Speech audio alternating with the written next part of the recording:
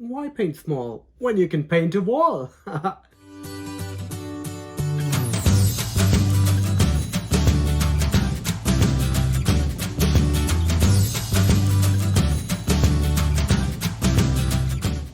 Hello everyone and welcome to Make with Ajay. I'm Ajay and today's video is a really special one for me. It's something that I've been wanting to do for so long.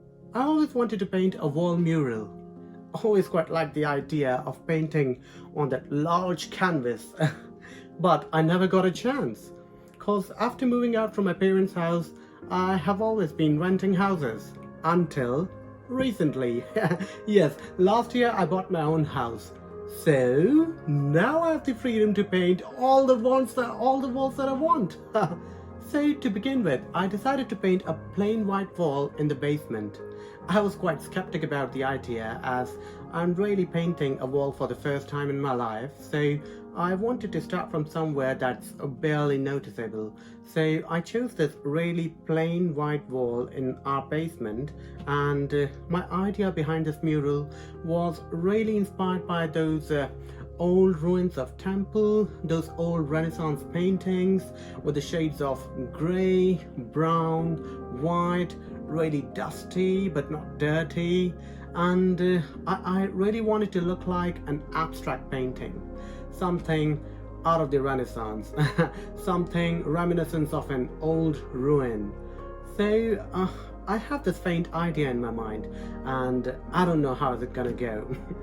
But I know that I have the skills, and if I be patient enough, I can really do it. So, without further ado, let's get started. So, this is the plain white wall in my basement that I want to paint. Nothing special about it, just a plain white wall. So, first thing first, I need to secure the surrounding walls and any surrounding area.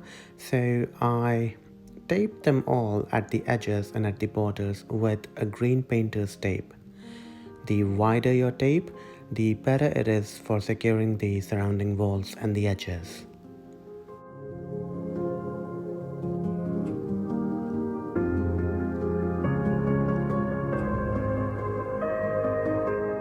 Make sure that you're carefully securing any moldings or any other edges or any switches on the wall. After that, I took a measuring tape and found the center of the wall. That's where I wanted to place the main design on the wall. For my main design, I found this really beautiful looking stencil from Michael's. The stencil is from Art Minds and I got it on clearance for just $10. I'll also be using this leveler to make sure that wherever I'm placing my stencil, it's absolutely straight.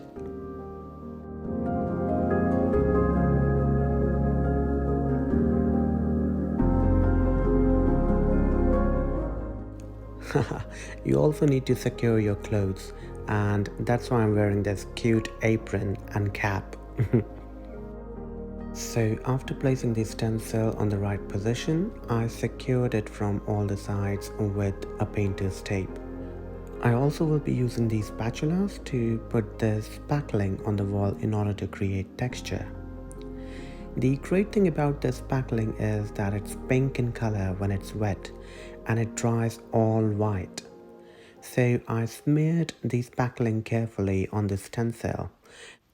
This will create a raised surface of the design on the wall, and that will not only provide a different texture but will also highlight our design in a raised and embossed way. And then I used the same technique with the stencil and spatula and spackling to create this design wherever I wanted on the wall.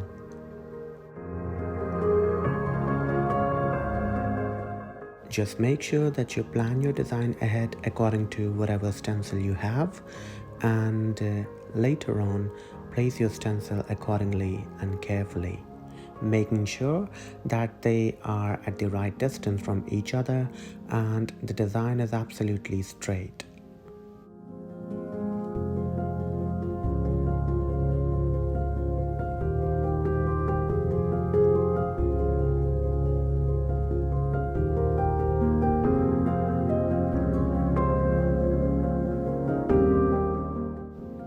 also decided to use this placemat made of plastic that I got from Dollarama as a stencil.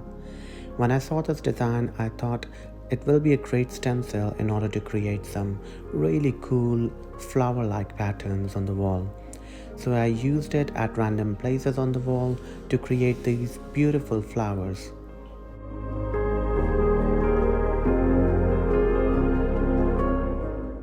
After the stencil work was done, I just smeared the spackling all over the wall at random places using the spatula, and that created this rough texture on the wall that I wanted to give that old withered away look. See how funny the spackling looks because it's pink in color at some places and it has turned absolutely white at the other places where it has dried. It looks a bit funny at first, but the results are amazing. And this is how the wall looked after all the spackling had dried. I really loved these textures and I was already loving the wall. And then I just took a sanding block and sanded the entire wall carefully. It's also very important to wear a mask while sanding so that you may not inhale any harmful dust. So I tried my best to sand the entire wall as carefully as possible, making sure that it's all even and you can still feel the textures on your fingers. And then came my favorite part, coloring. So I started from the corner of the wall in order to decide the perfect shade. And once I was confident with the shade that I wanted, I started smearing that shade at random places on the wall. I really wanted that old dusty look, like those faint and light clouds of dust. So I took various shades of brown and grey and white and started applying them at random places. I was painting it like as if I'm making an abstract painting on a big canvas. Well, the biggest one I've ever painted. So I took my time deciding what shade I wanted, where did I want it, and I wanted to make sure that the end effect is very homogeneous and is in cohesion with each other. And this is how the wall looked after the base layer was completed. I also drew those strip lines from the ceiling to give the wall that really antique and old look. Then I came back with the stencils and I placed them exactly where I had placed them before, and I painted those designs with golden wax. This gave these raised designs a different dimension and made them stand out from the rest of the wall.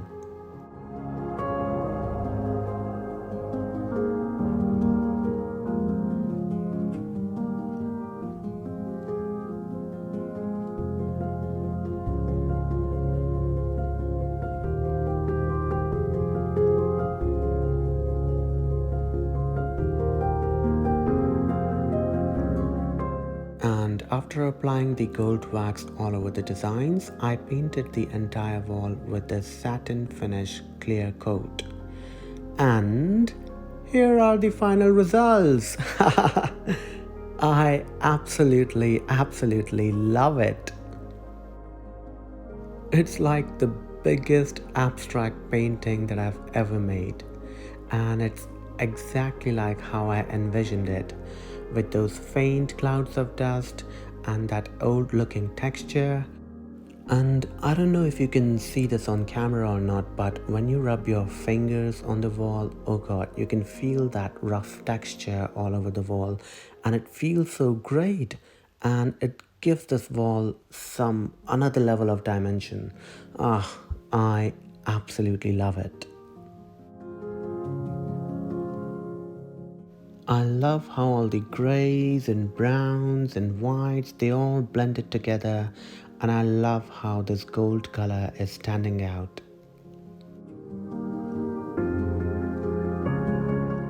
And here are just some more close-up shots of the wall for you guys to enjoy. I hope you like it.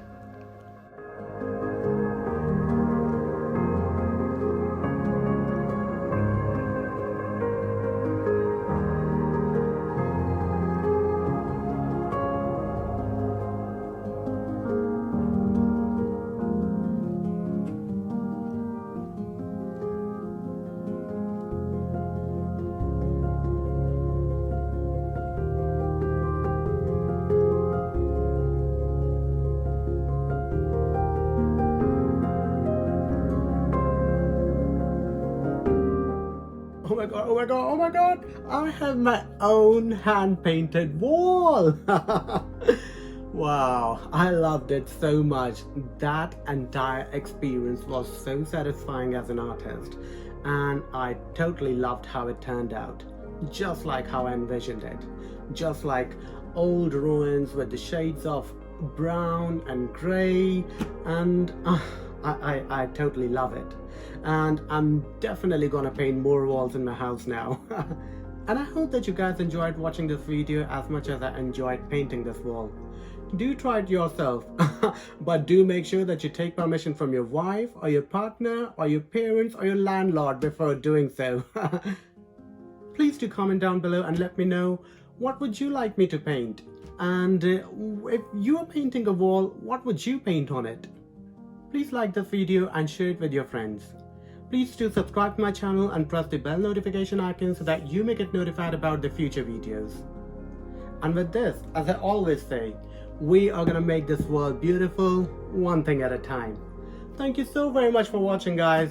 I love you all so much. See you later. Bye.